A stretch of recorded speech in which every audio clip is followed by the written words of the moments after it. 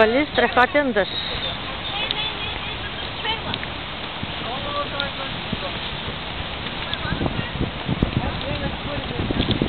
Я държам.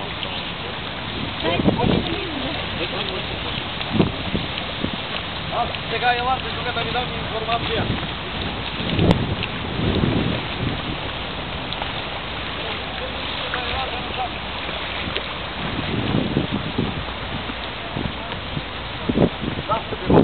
Сега, това е моста, а това е институт за усъвършенствуване на кадрите, работещи в Сабанчев холдинг. Така, и този институт е летният дворец на султаните. Насреща е Европа, казах. Това е границата между Европа и Азия. Ние сме в Азия в момента. А насреща е Европа, казах. Виждаме вторият мост. Виждате ли насреща? Това е първият, това е вторият. Една и съща дължина, но сега турците строят трети мост, който е на 15 км от втория нагоре, към Черно море. Третият мост е по-голям и по-широк.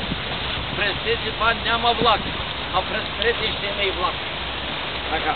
И от тук на 25 км нагоре казах е Черно море. Сега, това са богаташки къщи, виждате ли? 30 км нагоре, навсякъде къщи, така. Тази сграда, която виждаме, това е военно училище. Така. А